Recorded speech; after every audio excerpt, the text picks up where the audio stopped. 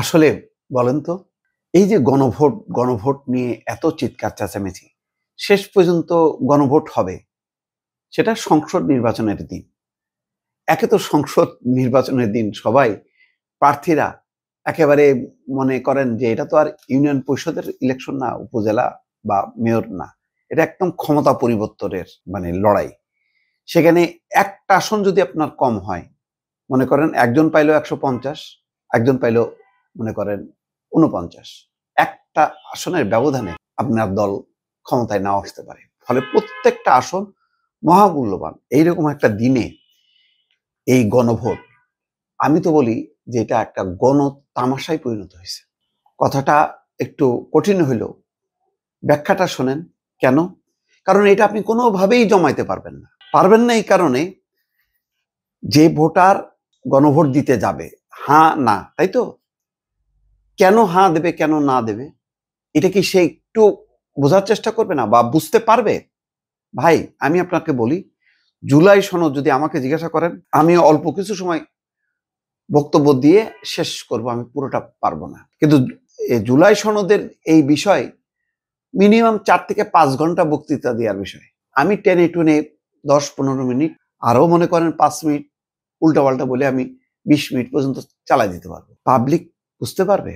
আপনি দেখেন 4টা বিষয়কে একত্রিত করে রেখে এটা কি গণভোট হবে, যে আপনি কি জুলাই জাতীয় সনদ বাস্তবায়ন 2025 এবং জুলাই জাতীয় সনদে লিপিবদ্ধ সংবিধান সংস্কার সম্পর্কিত নিম্নলিখিত প্রস্তাবগুলোর প্রতি আপনার সম্মতি জ্ঞাপন করছেন।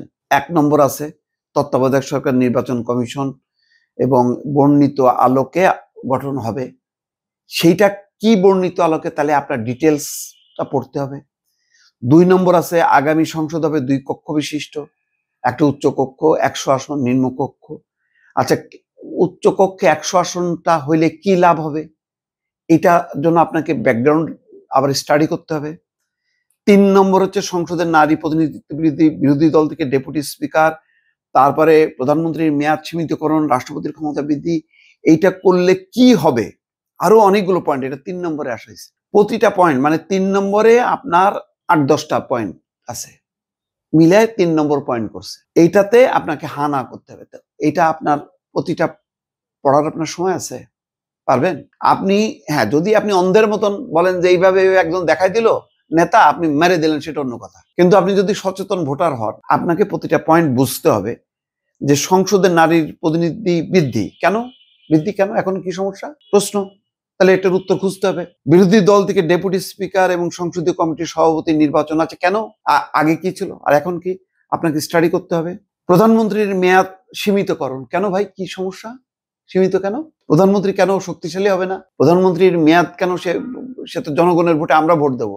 একজনকে যদি পছন্দ হয়, যেমন ডক্টর মোহাম্মদ ইউনূসকে আমরা 50 বছর রাখতে চাই, তা আমিও তো আমার পছন্দের যে প্রাইম মিনিস্টার, তাকে আমি 50 বছর রাখবো, 5টা 10টা রাখবো, এটা আমার ইচ্ছা, আমার অধিকার। সেই অধিকার কেন কাটেল হবে? তাহলে আপনাকে জানতে হবে যে না, এর ফলে কি বলে, তারা ফ্যাসিস্ট হয়ে যাবে বারবার, এটা হওয়া উচিত না, এটা নেতৃত্বের পরিবর্তন হওয়া দরকার। এসব তো যাবতীয় যে আদর্শিক কথাবার্তা, এগুলি তো ভাই। তারপরে জুলাই সনদে বর্ণিত অন্যান্য সংস্কার রাজনৈতিক দলগুলোর প্রতিশ্রুতি অনুসারে বাস্তবায়ন করা হবে। কি কি সেই প্রতিশ্রুতি? এই যে 4টা বিষয়ে আপনি প্রায় 80-84টা বা 100টা বিষয় যে আনলেন, এইটা স্টাডি করবে নাকি সে তার এলাকার এমপি নির্বাচন করবে?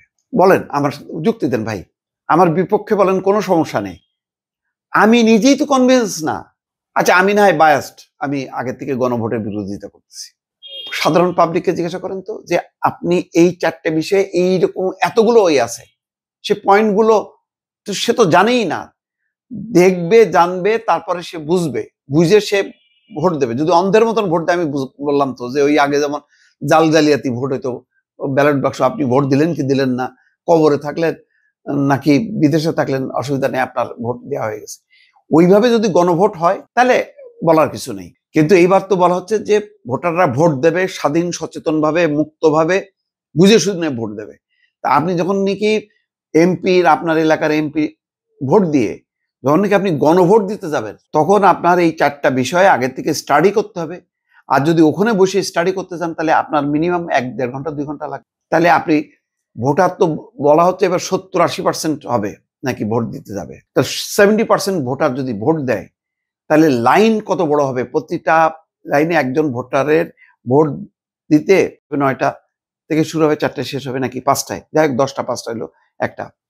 তাহলে এই সময়ের মধ্যে এক একটা লক্ষ লক্ষ ভোটার, হাজার হাজার ভোটার, এক একটা কেন্দ্রে মনে করেন হাজার হাজার ভোটার, এদের পক্ষে সম্ভব হবে? এটা বাস্তবিক কিনা আমি চ্যালেঞ্জ দিয়ে বললাম এটা বাস্তবসম্মতরা। এইটা হলো জাস্ট তাইরে নাইরে, আচ্ছা এ করতেছে, এখান থেকে একটু পুঁটি মাছ আনো, ওখান থেকে একটু কই মাছ আনো, এখান থেকে ইলিশ মাছ আনো, ও ইলিশ খাইতে চাচ্ছে, ও ট্যাংরা মাছ খাইতে চাচ্ছে, ও মাছের ঝোল খাইতে চাচ্ছে, ইলিশ মাছের ডিম ভুনা খাইতে চাচ্ছে, এইসব মিলায় আপনি একটা উপস্থাপন করলেন। আমি তো এর বাইরে আর কিছু দেখি না। এই জন্য আমি শুরুতে বললাম যে এটা গণভোট, একটা গণতামাশা। 1% লোক পাওয়া যাবে কিনা যে গণভোটের সমস্ত বিষয়বস্তু বুঝে সে হা নাতে ভোট দেবে। চ্যালেঞ্জ দিলাম।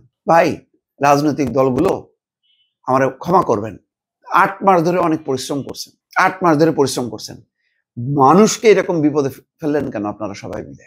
জনতার আদালতে আপনাদের বিচার হবে, আপনি আমার সাথে তামাশা করেন, ইয়ারকি মারেন? আপনার এই গণভোটে আমি এই সমস্ত বিষয়গুলো বুঝে আমি ভোট দিতে যাব, আমার সাথে তামাশা করলেন আপনি এই গণভোটের নামে। যেদিন আমি ভোট দিতে যাবো, ভোট দিতে যে আমার একটা মানে বিশাল একটা ফান্দের মধ্যে ফেলবেন যে এটার উপরে ইয়ে দেন, ভোট দেন, হ্যাঁ না ভোট দেন, কেমনে দেবো? আমারে হুট করে আপনি বুঝাবেন? আপনার চর্চা নেই, 15 বছর 20 বছর 50 বছরে আপনি এই সমস্ত বিষয় নিয়ে আমাকে শিক্ষিত করলেন না। থাকলেন চান্দাবাজি, দখলবাজি, কেমনে ক্ষমতায় থাকা যায় তার পায়তারা করলেন, আর এখন বলতেছেন পড়াশোনা করো। পড়াশোনার একটা চর্চা লাগে, এটা উন্নত দেশে মানে ভোটাররা ওই কে প্রধানমন্ত্রী কে এমপি টেমপি এসে তো পোষেও না, যার যার কর্ম করে। আর যখন নাকি পড়াশোনার ব্যাপার থাকে তখন পড়াশোনা করে, বোঝে সোজে ডিসকাস করে, এইগুলি নিয়ে তারা থাকে। আমাদের কি এই নিয়ে থাকে নাকি? আমাদের রাজনীতি কি? আমাদের রাজনীতি খুনোখুনি, মারামারি, পিটাপিটি, ধরাধরি, কৌশল, কারে বেকায়দা হলে, কারে অপমান করবে, কারে অপদস্থ করবে, কার চেয়ার উল্টায় দেবে, এইগুলি নিয়ে। তো এখন হুট করে আপনি আনতেছেন একেবারে মানে আন্তর্জাতিক অক্সফোর্ড ডিকশনারি এনে হাজির করে দিলেন যে পড় এবার। আপনার সাথে ইয়ারকি মারলেন, তামাশা করলেন আমার সাথে, মানুষের সাথে তামাশা করা হইলো। রাজনৈতিক দলগুলির উচিত ছিল, আমি ডক্টর ইউনূসকে দোষ দেব না, আরে ভাই সে তো কি করবে, সে কারে সামলাবে? এই যে সামলাইতে যে একটা ম্যাচ করলো, এটা রাজনৈতিক দলগুলির উচিত ছিল যে ঠিক আছে আগে অ্যাটলিস্ট, আমি দেখেন বারবার বলতেছি ভাই, আগে একটা তত্ত্বাবধায়ক সরকার গঠন করেন, আদর্শিক একটা তত্ত্বাবধায়ক সরকার, তার অধীনে নির্বাচন করেন, পার্লামেন্টে যান। এখন তো ভাই আওয়ামী লীগ নাই, আপনারাই যান সংসদে যে আলাপ আলোচনা করেন, বিভিন্ন ধরনের যে কমিশন করেন বছর ব্যাপী, মানুষের ভোটারদের কাছে যান, ভোটারদের কাছে যে বুঝান রাজনীতি কি, অর্থনীতি কি, কোনটা করলে ভালো, ওই দেশে কি হয়, এই দেশে কি হয়, আমাদের এই ভুলগুলি ছিল অন্য দেশ। এইভাবে বলতে বলতে বলতে বলতে রাজনৈতিক দলের কর্মীরা যখন নিজেরা একজন প্রশিক্ষক হবে, ট্রেনার হবে, তারপরে না আপনি একটা শিক্ষিত জনগোষ্ঠী পাবেন। এবং আপনি কলেজ ইউনিভার্সিটির মেধাবী ছাত্রদেরকে সংগঠিত করেন, করে তাদেরকে বলেন যে এই বিষয়ের উপরে তুমি সচেতনতা তৈরি করবা, তরুণ যুবক সমাজের কাছে যাবা। এটা তো একটা দীর্ঘমেয়াদী, একটা দেশ তো এমনি এমনি ভাই হুট করে ইয়ে হয় না, আধুনিক হয় না, শিক্ষিত হয় না। এখানে শিক্ষিত যারা, আমি তো বলবো যে এই ক্ষেত্রে মানে আমার আবারও সেই কষ্টটা লাগে, এই বৈষম্য আলারা যে কেন দল করতে গেল, এই কাজটা তারা করতে পারতো, তারা প্রত্যেকে মেধাবী। এই নাসরুদ্দিন পাটোয়ারি, সার্জিস আলম থেকে শুরু করে হাসনাত আব্দুল্লাহ, নাহিদ ইসলাম, তাসনিম, যারা তাদের সমালোচনা করি, তাদের এই রাজনীতিটা পছন্দ হচ্ছে না, কিন্তু তারা তো মেধাবী, তারা এই কাজটা গুলি করতে পারতো, একটা শিক্ষিত রাজনৈতিক সচেতন জনগোষ্ঠী গড়ে তুলতে পারতো। নাহলে এখন পাবলিকের কাছে থ্রো করে দিলেন, আর 2.5 মাস 3 মাস পরে আছে একই সাথে সংসদ নির্বাচন, একই সঙ্গে গণভোট, গণভোটের জটিল বিষয়গুলো নিয়ে আপনি মানে খেলতেছেন পাবলিকের সঙ্গে, আর আমরা সবাই নাচবো।